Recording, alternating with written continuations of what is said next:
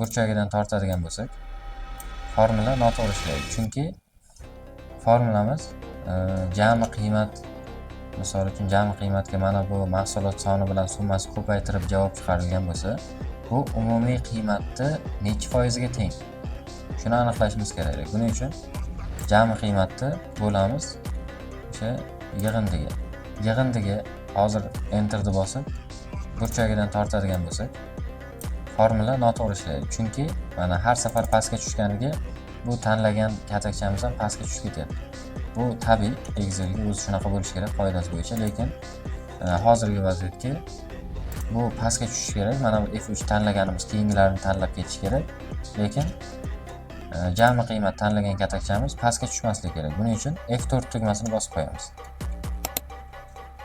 Enterni bosamiz. Endi burchagidan ko'paytiradigan bo'lsak, natijaga mana summalar necha foizligini ko'rsatib beradi. Alt bilan tengni bosib summa formulasiga kirgan holatga foizlarni belgilaydigan bo'lsak, jami 100% bo'lishini ko'rsak bo'ladi.